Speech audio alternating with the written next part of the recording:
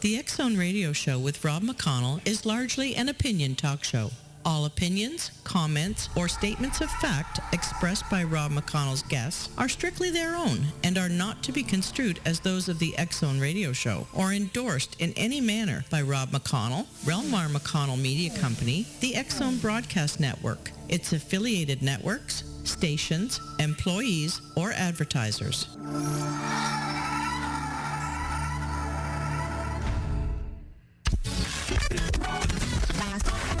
All Hit Radio.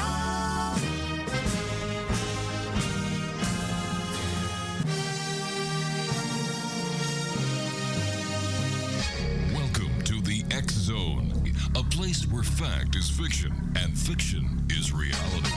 Now, here's your host, Rob McConnell.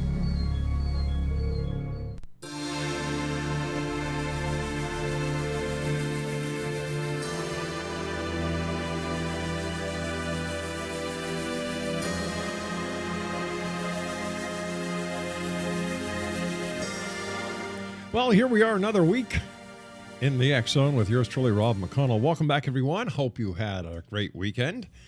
Wow, it's going to be a super packed week here on the X-Zone. Tonight we have Lisa Paron. She's going to be on with me in a few moments, and we're going to be talking even to Dave Shock about CubeSat and his new show here on the X-Zone Broadcast Network, The Shock Factor. All this and much more tonight here in the X-Zone. If you'd like to send an email, it is... Do you have your pencils and paper ready? Oh, you're sitting by your computers, just ready to send an email. It's studio@xzoneradiotv.com on all social media sites, X-Zone Radio TV, and our radio website at www.xzoneradio.com. Now, if you'd like to join our new Facebook group, it's very simple. Facebook.com/groups X-Zone Radio TV. As I said, Lisa Paron is our guest this hour, and Lisa is a second-generation psychic astrologer, sensitive tarot card reader, crystal astrology guru, and a contributing author for Dell Horoscope Magazines, who lives in Thunder Bay, Ontario, Canada. Lisa's birth was a difficult one. The umbilical cord was wrapped around her neck, and in fact, we almost lost Lisa. This resulted in a near-death experience that Lisa believes opened the door to the other side. Her celestial journey began to develop along with her psychic abilities when she was just a little girl in the 1970s. Lisa's mother realized she was a sensitive. She encouraged her to use psychic cards and to participate in séances to develop her clairvoyant as well as clairaudient abilities. You know, while other little girls were playing with Barbies, Lisa was participating in adult conversations about astrology, ESP, astral projection, ghost, astrology, the occult, paranormals, UFOs, and the rest of the topics within the realm of the paranormal and parapsychology. Joining us now from Thunder Bay, Ontario, is Lisa Paron. And Lisa, welcome back. How's your summer been, my friend? Hi, Rob. It's a pleasure to be here. My summer's been just great. It sure is hot here. Oh. Holy cow.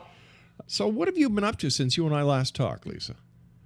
Well, I've been enjoying the summer, as I said. We did a bunch of fishing and exploring around, and I became a contributing author for Dell Horoscope Magazine. And congratulations on that. Actually, my debut article comes out in October, in the October edition. So I'm pretty ecstatic about that. As you should be. Now, what is psychic astrology? Psychic astrology is using the both tools to my disposal, my astrological knowledge, as well as many times when I'm doing a reading for someone, whether it's like through the email or it's actually going to be in person, which is always prepared ahead of time anyway. To do astrology properly, right, you have to spend time with it. It's not an instant thing. Many times I will pick up a psychic impression about somebody while I'm doing the reading that's may or may not be evident at first when I look at their horoscope. And many times it's bang on when I actually do the reading. I'll ask them about certain things, Mm-hmm. and 9 times out of 10, it's relevant to the reading. Even to the point of pets are coming up sometimes. Um, an example, a few weeks ago, I went to do a reading for several women in town at their home. And before I got there, I knew there was something about a white cat. And when I got there, there was no cat. And when I was finished reading, I asked as I was leaving, does anybody know anything about a white cat? Oh my gosh, so and so, one of the girls just got a white cat. So it just comes up interestingly. And then other times I will get an impression like I believe it's the person I'm reading Mm-hmm. for's spirit animal will come through, and that will help me give a message for them. Would the spirit animal be like the shaman, the shaman who gives you a oh my gosh, what's the word I'm looking for? A token? Exactly. Yeah. Exactly. And what is the significance of a spirit animal in a person's life? Well, for instance, I can tell you my own personal experience. Since I was a kid, Mm-hmm. I've been attracted to crows and ravens. Mm-hmm. I always just loved them.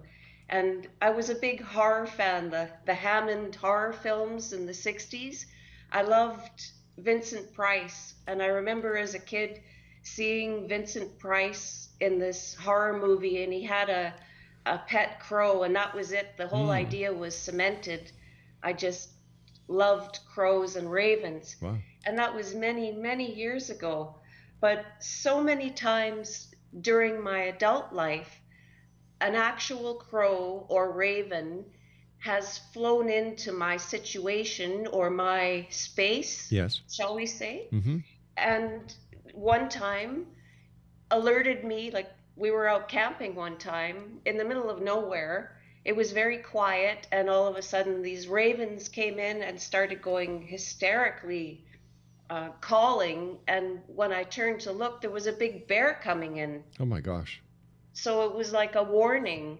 And then other times, it's like I've sensed, this is going to sound strange maybe to some people, but lately I've sensed that it's my deceased parents giving me messages.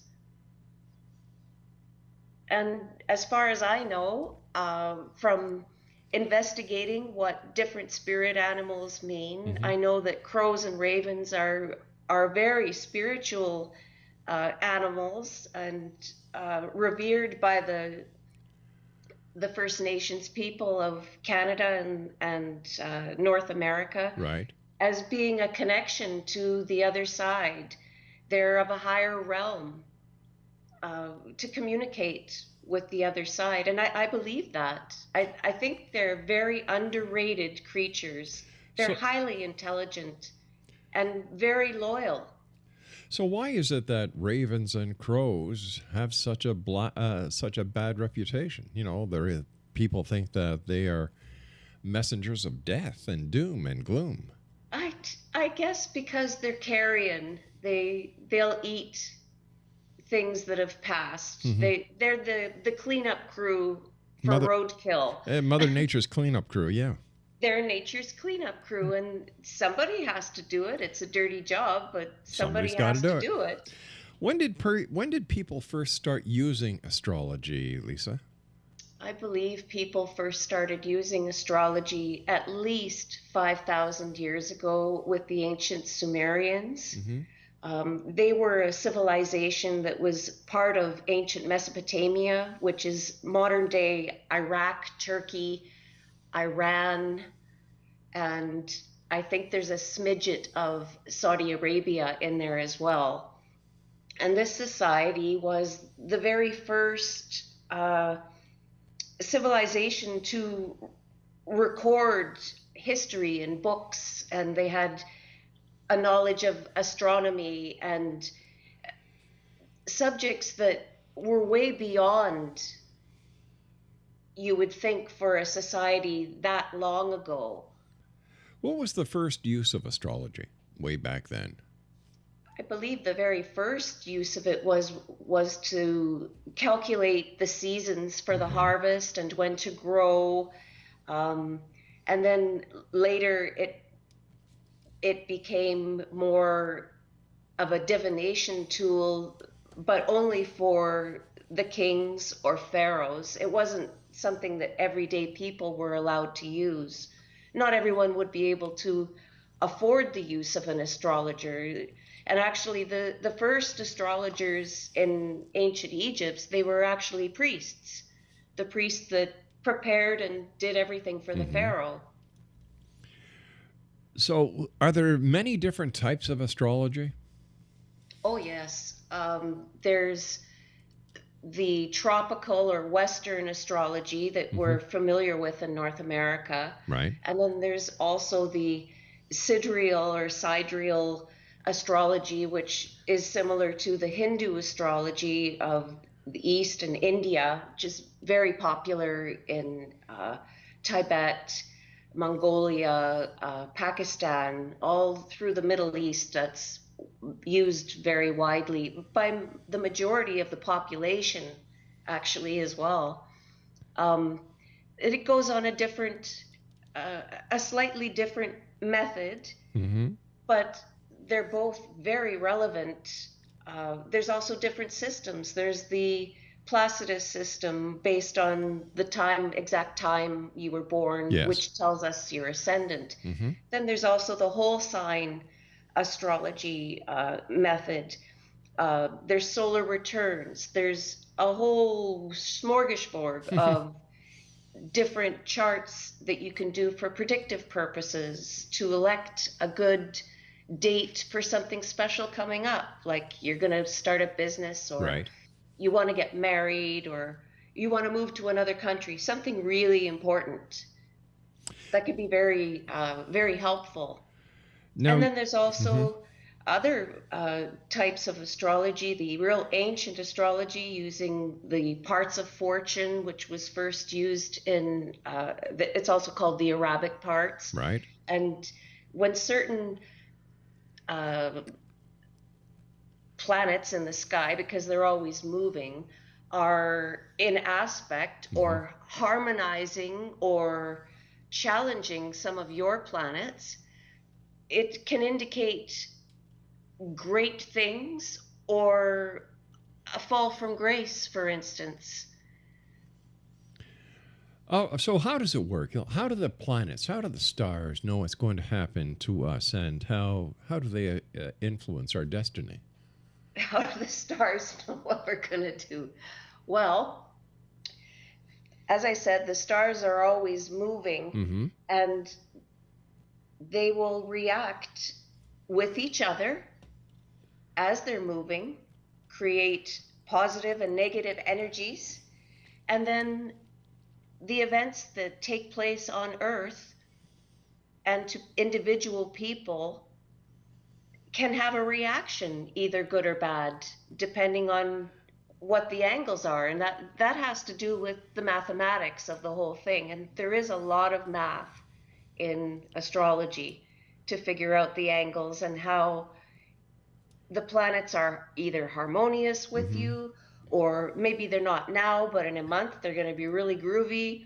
Like, for instance, there's a couple of eclipses coming up in September. There's a roller coaster of celestial events in September that is probably going to rock a lot of people's world. But would it be would it be safe to say in today's world of technology that an astrologer is only as good as the software that they buy? No, I don't agree. Well, if that's the only thing they're using, yes, it would be. For someone like me, for instance, I've studied this since I was a little girl. My mother had a huge, extensive library of professional astrology books that I've inherited. Plus, I've bought dozens. I've probably got 200 of the best astrology books in the world at my disposal. I've got books I all over the understand house. that. I understand that.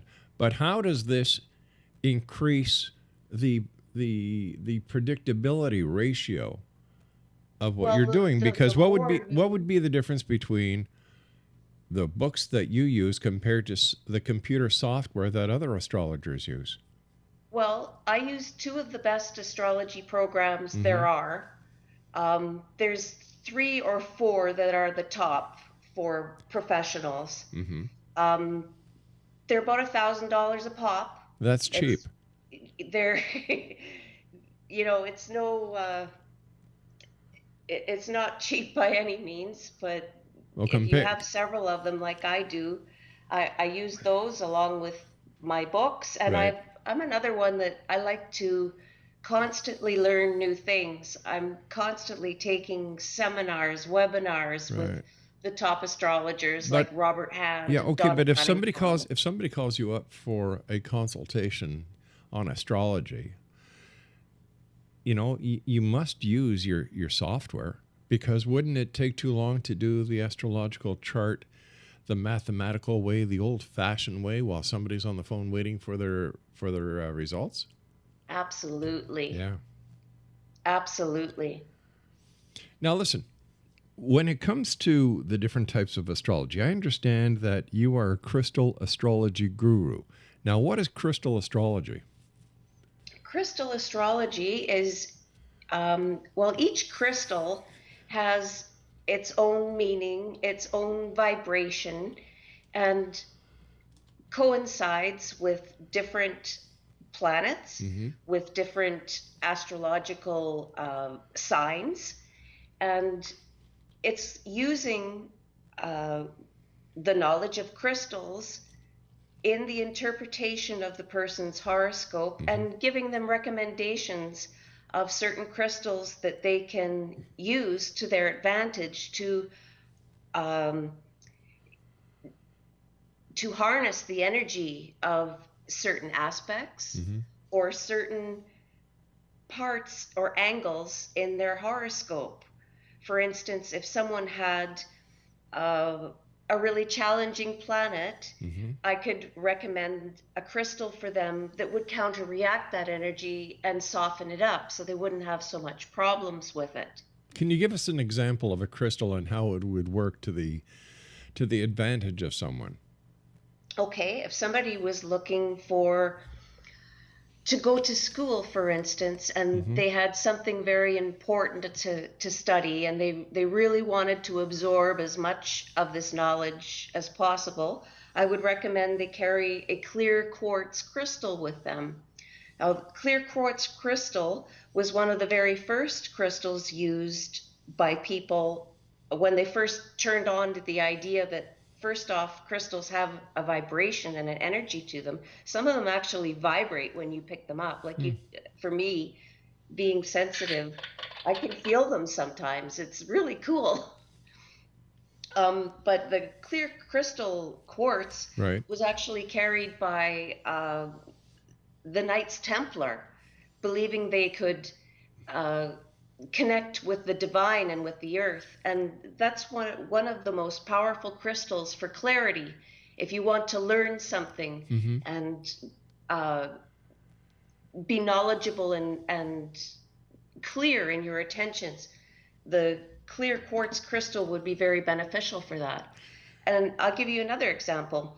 Someone who is looking for love in their life or has a difficult period in their life with their Mm-hmm. partner and they want things to be more loving and happy between them, I would recommend a rose quartz because it will attract love and good feelings and warmth and harmony in their life. But how does it attract? Like if a couple are having a problem, how can a crystal, fix the problem?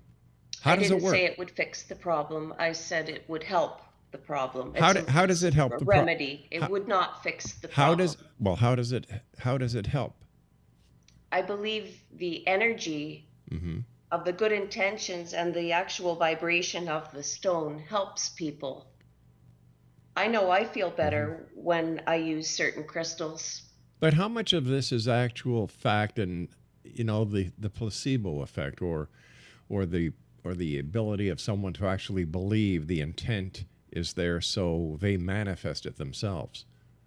That's an interesting question. One must believe, just like if you were to uh, get an astrology reading or a psychic reading, it helps if you believe, because you're halfway there. You're open to something different, as opposed to having a wall up. Well, I don't You don't think. know until you try. Well, I don't think anybody who did not believe in psychic abilities or a psychic that could help them would actually spend money on a psychic reading. Do you?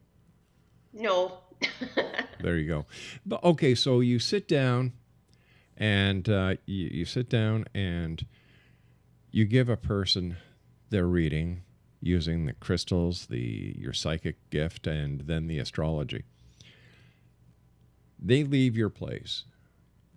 Don't they have free will, and at any time they can actually change the entire spectrum of the reading just by, instead of going right, going left, and so on and so forth? Absolutely. Yeah. Life is all about free will. So there are no guarantees, right? Well, that's hard to say. Okay. Probably not. Right. Probably not. Why do you think some people who really believe in the arts of divination still, no matter how much they believe, it just doesn't work for them? Sometimes I think that it's a combination of things. First off, there's got to be a certain amount of positive aspects in one's horoscope or luck to have things manifest in a good way. Like if you have some really challenging with aspects in one's horoscope with major planets, and that they take a long time to go through their transits because they're outer planets, they're slow. Right. It's going to take a long time and a lot of work to get to the top. And it can be done. But I notice a trend with people. There's a lot of people on social media anyway that they spend a lot of time on there, and they complain that things aren't going well in their lives, but they're unwilling to change. They spend hours playing games and chit-chatting with people, but if suggestions are made on how to improve, they don't want to bother. They want instant gratification. And I think a lot of the millennials in particular were brought up by people my age that encouraged them, but now they're sort of out of touch, and they don't realize that everyone else had to work really hard to get where they got. Is it You've that got to make an effort too. Is it that they're out of touch, or that we live in an instant world, instant communication, instant results, instant news, that they expect the rest of their lives to still have this ability to have instant results? So do we really blame the people for the way they're reacting? Or is this just a growth spurt in sociology and society? If it's a growth spurt, where does it go from here? They seem, many people, not just the millennials, I don't want to pick on them, because there's people that are older that I see doing this too.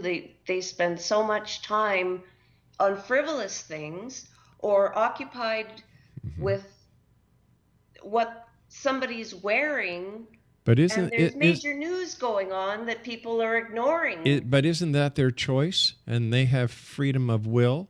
So Yes. if they want to do that, is it up to anybody in society to fault them for it? No, I suppose not. It's just my opinion, but I wish everyone the best, and I wish that things go a little better in our world, because they've been pretty topsy-turvy. Well, yeah, I understand that, but we can't blame the people who are not getting involved in the events of the day, that it's, that they should get involved and it's going to change anything, which I don't think it will. However, I also believe that if you're not part of the solution, you're part of the problem. However, what a person does in their own personal life, whether it's play games, whether it's chit-chat on the social media, or whether it's to even discuss the clothes and whatever, that's a form of communication. Absolutely. So, who are we to judge? I'm not anyone to judge. Yeah. That's just my own personal thought of the moment. All right, you and I have to take a break at the bottom of the hour. Please stand by. Exonation. Lisa Paron is our special guest of this hour. Her website is www.astromojo.com. On the other side of this break, we're going to be talking to Lisa about UFOs, as well as what the stars have to say about the upcoming U.S. presidential election. This is the X Zone. I am Rob McConnell. And like I said, Lisa and I will return on the other side of this break as we continue live and around the world from our broadcast center in beautiful Hamilton, Ontario, Canada. My name is Rob McConnell. Don't go away.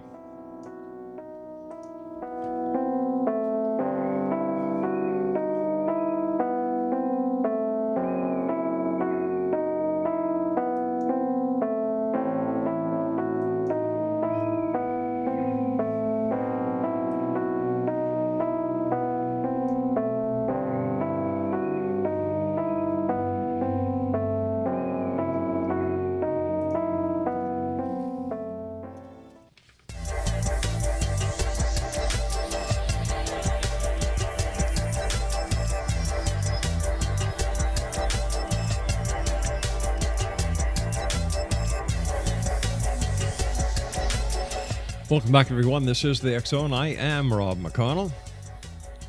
If you'd like to visit our website, it's xzoneradio.com, and you can join us on all our social media sites, X Zone Radio TV. Lisa Paron is our special guest this hour, Exonation. Her website is astromojo.com. And Lisa, I understand that you also have an interest in the pyramids. I do. I love ancient Egypt and the history of the country and the goddesses and gods of ancient Egypt. I think the whole thing is just so fascinating. Do you think that there will be a time when archaeologists will discover the riddle of the Sphinx? I hope so. I certainly do. I'm a big fan of the Ancient Alien show, and the first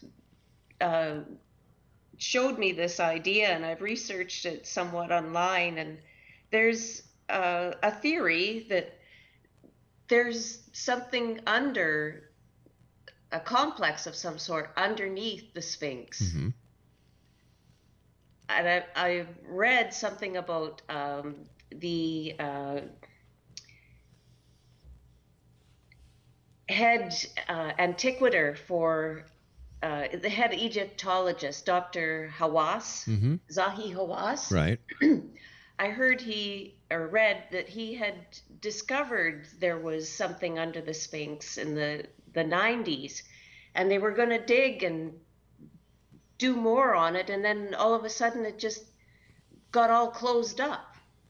And 2 Americans tried to get in there a couple of years later, and they were denied access, and the whole thing has just been swept under the rug like there was nothing there. But I think it would be interesting for them to explore that further, if there was some tunnels leading under the Sphinx going to the Great Pyramid of Giza, perhaps.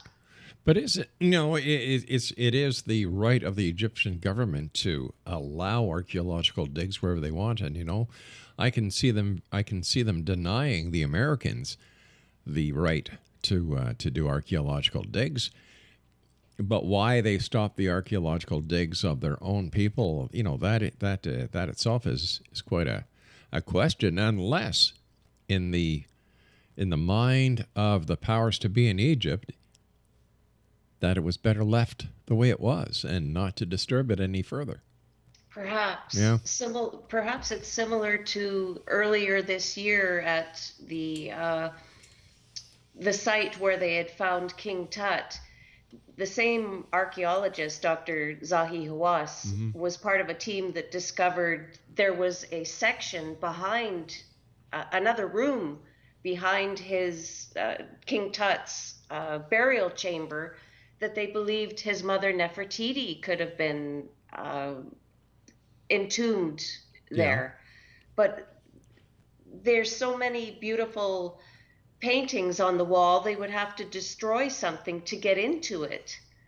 So that's sort of on hold now too. But when that news first broke earlier this year, they were all over it. And I was so excited, and then that kind of went shooting down in flames because they don't want to destroy something so beautiful. Exactly. When you talk about the ancients, people always bring up the Anunnaki, and who were they? The Anunnaki are mythical beings that are described on Qumran forms, tablets that were found in Samaria, I think during the 70s or the 90s. But you can Google cuneiform tablets, and they have all this strange writing on it. And then there's other tablets where they have pictures, sort of like pictographs depicting their history. And according to them, according to these intelligent civilization 5,000 years ago, the Anunnaki were a group of immortals that came from another planet to mine gold on Earth. And apparently, according to the Sumerians, they mingled with the people. They were known as those of royal blood. Right. And apparently they were around for, some tablets say, 450,000 years. They were supposedly immortal. You can see pictures of them online. They look like a winged man, a big winged man with an eagle face. And it's believed by some circles that they gave the knowledge to people to build the pyramids and to perhaps have electricity, some low form of a battery electricity in the pyramids for light. So this goes contrary to everything that archaeology is telling us. Yes. So who's right? The legends of the Anunnaki or the archaeologists who actually find evidence to the contrary? Well, that's an interesting question, because I believe it's quite a coincidence that many societies have come up with theories or stories about the Anunnaki and people coming from other planets to help, like the Mayans. And I think that archaeologists have only uncovered so much. Like, there was a recent thing on Nova I watched that they were doing satellite imagery over the Great Pyramids. And when they got up there with the satellite and looked at the pictures, they could see there were many other pyramids all over the place that haven't been discovered. They're still under the sand. So I don't think that modern archaeologists have enough evidence to really give a concrete answer that, oh, absolutely, it was just humans that built the pyramids. But, if you're not giving science and the established sciences and archaeology the benefit of the doubt, and you're taking all the myths and all the legends at face value, like, that doesn't seem very logical. No, absolutely not. Yeah. I'm a big fan of archaeology. I watch many archaeology shows and read about stuff online. I don't absolutely believe that some other force came to help us, but I'm not putting it out of the realm of possibility either. Sure. I'm open to it. You know, because And all the major religious philosophies also have, you know, the concept of angels, the concept of the deity in the sky, the same concept as you find in Greek mythology, you also find in Christianity. So, you know, absolutely. And is one more unbelievable than the next? Is the thought that a Christian God developed the earth and hmm everyone in it in 7 days, is that any more unusual than to think, well, here's another alternative. Maybe the God came from another planet.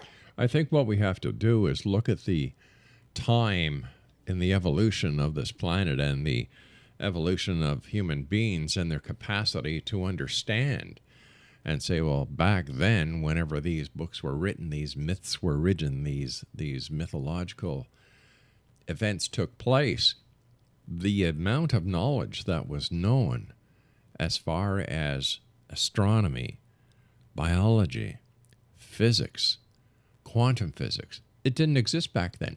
How would the history of Earth, as well as the religious philosophies, be different if the great events of the past happened today? Hmm. It would have cataclysmic results, Sure. I'm sure, and it would totally change everything, everyone's belief hmm systems. It would be a hard pill to swallow. I think that this has to be taken into account whenever looking at no matter what the philosophy is, no matter what the mythology is, no matter what the ancient tablets say, because we were looking at a very naive society.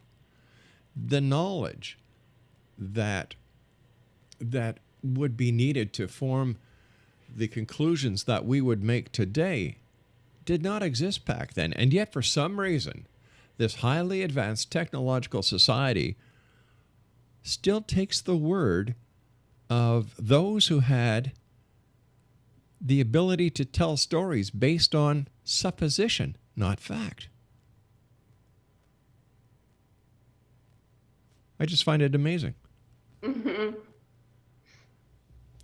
So tell me, have you had any more UFO experiences? I didn't for a long time, and Mm-hmm. then during July and the first couple of weeks of August, about 4 or 5 times, I saw an unusual light appear by the constellation Lyra, particularly the star Vega. There were a couple of lights that sort of got brighter, like Mm-hmm. it was the brightest thing in the sky, and it disappeared behind a cloud, and I waited for it, and over a minute nothing happened, and I thought, okay, well, it's clouded over, it must have been a satellite or something. And then it came back out of the cloud, but it was going in another, it had changed its angle. It was really weird. And And I've seen a couple of other lights that seem to be mm-hmm. moving a little too fast around that same constellation. And I watch the stars all the time, and I've had for years. And I Mm-hmm. have my little app that shows me if there's a satellite around, or and I can recognize if something's a satellite. It's obvious. It usually goes at a certain speed. But sometimes you watch things in the sky, and it's hard to logically explain what the heck you just saw, because sometimes they move really fast. Mm-hmm.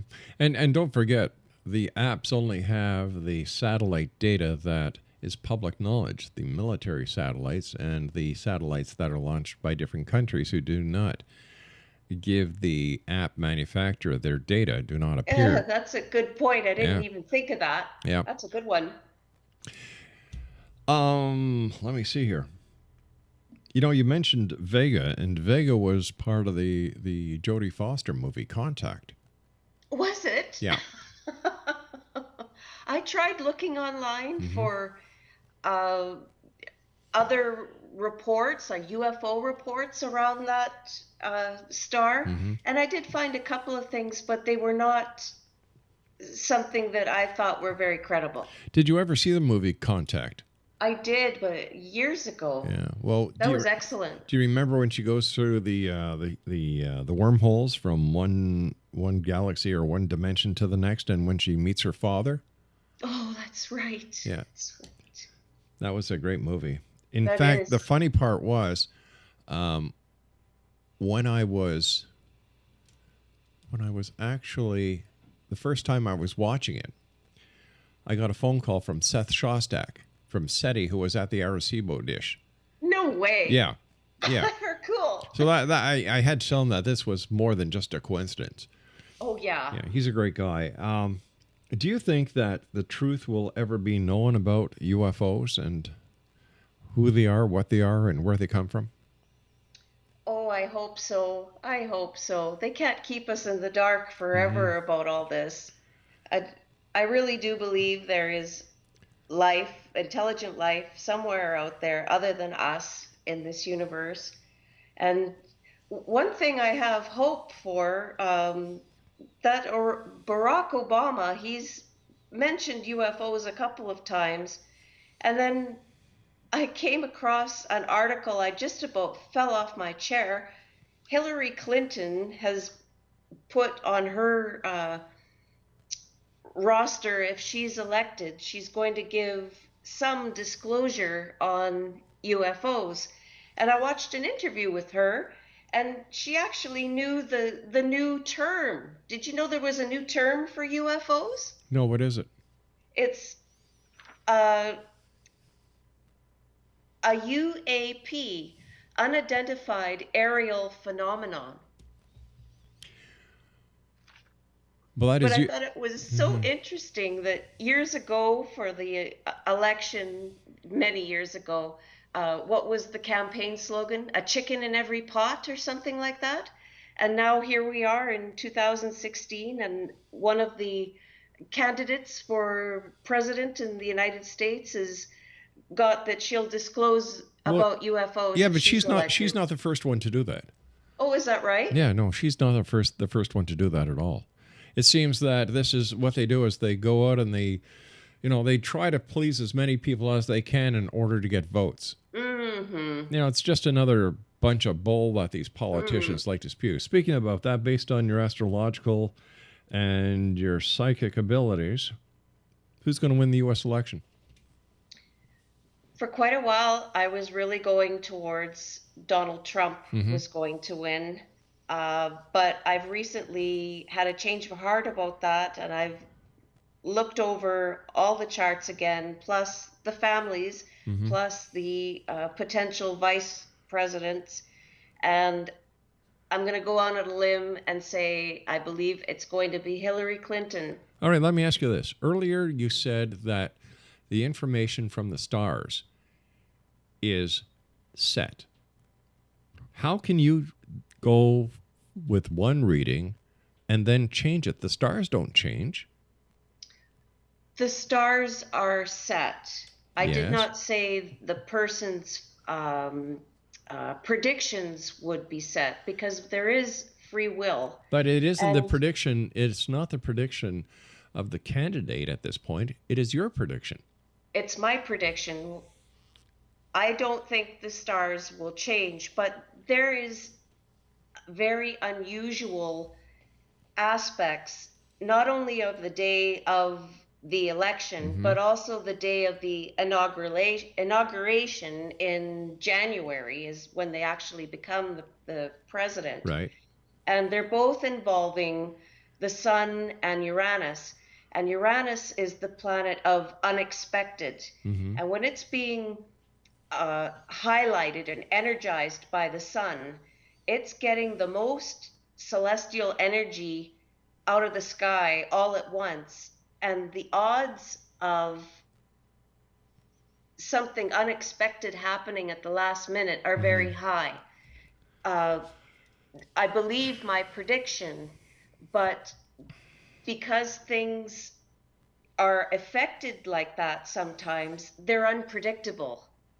And it could be that it's going to look like Hillary's going to win to the last hour, and then it's going to be a boom, a big change, and Trump could come flying in. But I don't think so.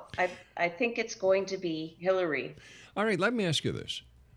How come, and I've had a number of psychics on the show, a number of astrologers on the show over the past 3 months, and no one can, like the astrologers are all over the charts when it comes to who's going to be president, and the psychics are all over the charts. Now, if psychic abilities and astrology were all in tune, I'm just going to use that very, very, very widely, wouldn't the consensus of all the psychics and all the astrologers be the same? Not necessarily. Why? Because everyone has got their own abilities. Everyone's got their own level of abilities. Not all psychics and astrologers are cut from the same cloth. And not all astrologers use the same house system or methods. So who is the public to trust? That's the question here. Who is the public supposed to go to? Who knows what the heck they're doing? Because from what I've seen over the last 3 months, astrologers and psychics are all over the board. Because there's so many there's such a big unpredictability with the sun square Uranus. That's my interpretation of it. It could go either way.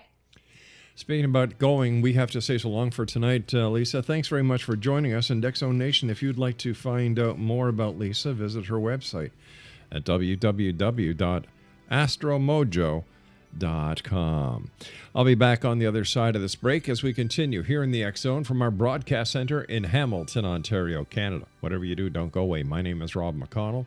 Visit us online at www.xzoneradio.com. And for all the latest information on the X-Zone Broadcast Network, visit www.xzbn.net.